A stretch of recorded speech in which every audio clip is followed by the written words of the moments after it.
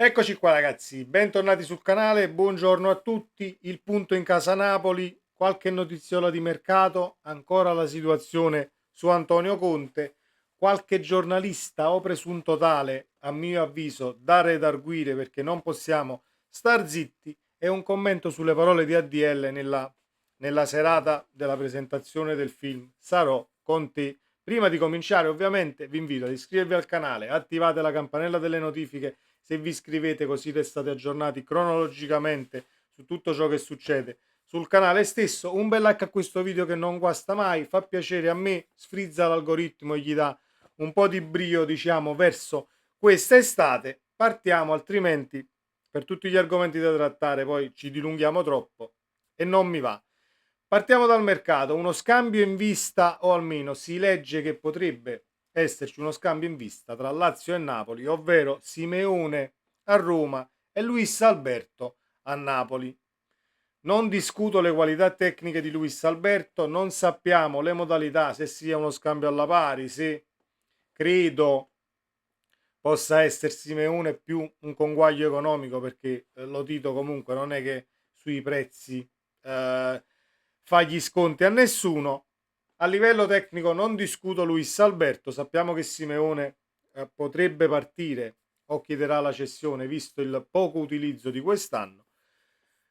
Vai a coprire diciamo, la zona di campo per la partenza di Zielinski, non hai a livello tecnico nessuno in rosa che può sostituirlo appunto e fare la differenza in quella zona dove prima in passato poi abbiamo avuto Zielinski, adesso siamo carenti e serve un calciatore che faccia da diciamo collante tra difesa e centrocampo e attacco, ed abbia un quoziente tecnico abbastanza elevato. Luis Alberto tecnicamente non si discute, tiro da fuori, visione di gioco, forse meno dinamico e a livello di velocità un tantino più lento di Zielinski, però il calciatore a me non, diciamo, non dispiace. L'unico neo che potrei trovare è il lato caratteriale, visto che sono cambiati gli allenatori, i compagni, i sistemi di gioco, eccetera, eccetera, ma Luis Alberto comunque la parolina non se la tiene mai,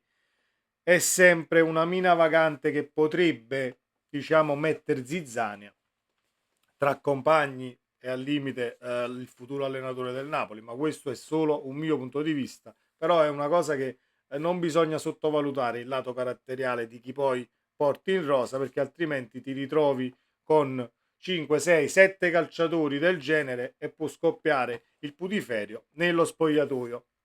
Detto questo, andiamo un attimo a redarguire il giornalista presunto tale, parliamo di Raffaele Auriemma, che se ne esce con, mi auguro, una stronzata abissale prima della appunto della squadra che doveva partire e andare per la premiere del film Sarò con te. Auriemma dice c'è stato comunque un disguido negli spogliatoi, Calzona non voleva che la squadra si presentasse, forse per restare sul pezzo per le partite di campionato, almeno presumo.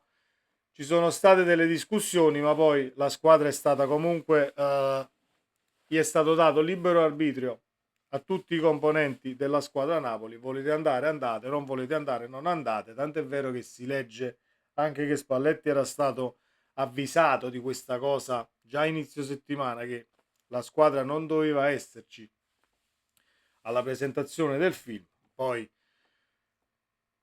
meno male che si è deciso così, perché fai la presentazione del film senza i protagonisti, squadra, allenatore, eccetera, eccetera. Mi sembrava una stronzata, però Rima subito è andato a calcare la mano dicendo ci sono state questioni nello spogliatoio, Calzona non voleva. Se Calzona ha accettato il Napoli per farlo risalire con l'impegno nazionale, poteva tranquillamente stare a casa, e l'ha fatto, credo, anche per amore della maglia e della società. Non penso che poi si possa trasformare in questo orco che state dipingendo.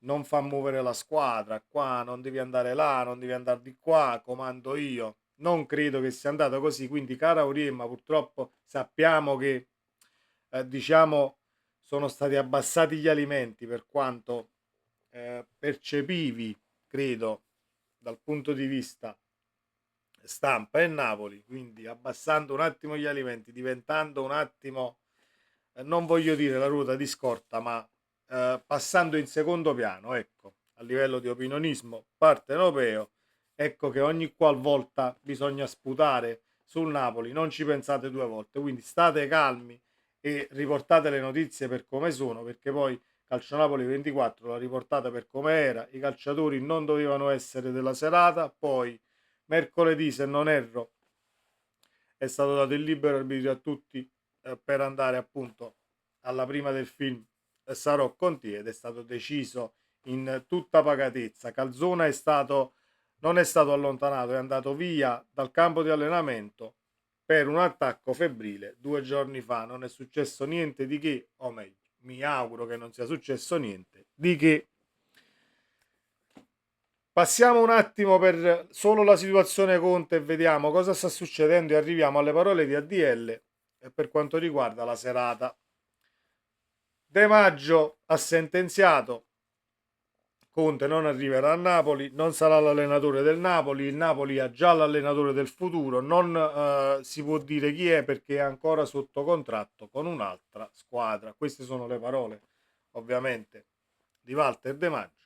Ci dobbiamo credere, ci possiamo credere. DAZN però rilancia e dice che i contatti ci sono ancora, non c'è nessuna pista che è stata abbandonata, quindi il Napoli si ritrova con dalla squadra che doveva essere e chi ci va ad allenare a Napoli, ma chi ci vuole andare sulla panchina del Napoli, ma chi vuole avere a che fare col presidente. Passiamo da quella situazione a questa situazione dove potresti avere anche qualche allenatore in più che verrebbe ad allenare sulla panchina del Napoli. Aperta e chiusa parentesi su Conte, perché dove mi volevo soffermare sono le parole del presidente per quanto riguarda i 2 scudetti vinti.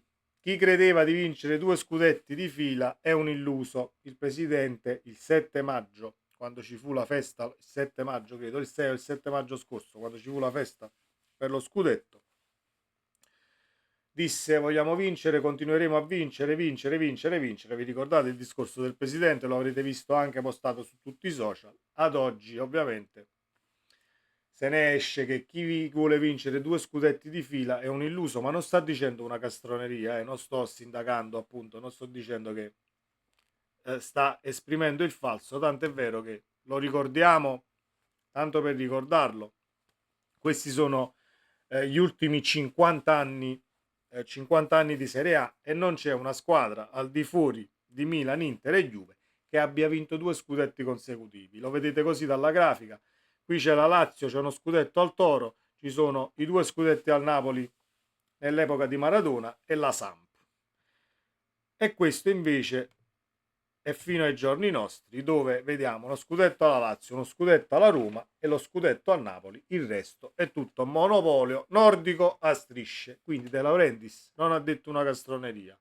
Noi lo sapevamo e non volevamo nemmeno il secondo scudetto consecutivo, ma diciamo un'annata per restare lì, rompere le scatole lì su, e invece ne è uscita un'annata da dimenticare completamente. Poi De Laurentiis si dice: guardate per esempio il Manchester United. Allora, non paragoniamo il Napoli al Manchester United perché non è possibile. Parliamo di una squadra che a livello europeo o forse mondiale ha lo stesso clamore o forse più del Real Madrid. Io che vivo fuori e vivo all'estero vi posso assicurare che se giri per strada troverai tantissime persone con la maglia del Manchester United, a differenza addirittura fregandosene di chi sia l'acquisto, di chi sia la rosa in squadra, proprio per il clamore, il blasone e tutto ciò che è stato per il calcio mondiale il Manchester United.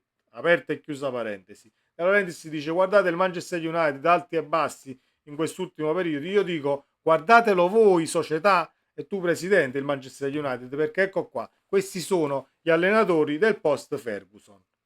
Parliamo di Moyes, parliamo di Giggs, parliamo di Van Gaal e Mourinho, parliamo di Solskjaer ovviamente e Ten Hag quest'anno, che è già sulla panchina del Manchester United da un bel po', però non vedo almeno solo vedendo gli allenatori in questa schermata, non vedo una programmazione diciamo esemplare. Ecco perché forse lo United ha alti e bassi, perché dopo alla fine rimpiazzare Ferguson e tutto ciò che comportava Ferguson, parliamo di staff, parliamo anche di massaggiatori, tutto ciò che circondava il Manchester United, secondo me non sarebbe stato semplice per nessuno. Quindi guardiamolo il Manchester United, anzi dico guardatelo il Manchester United per ciò che ha fatto sul mercato a livello di panchina, allenatori e calciatori acquistati, perché qualche flop l'hanno fatto anche loro, e non è che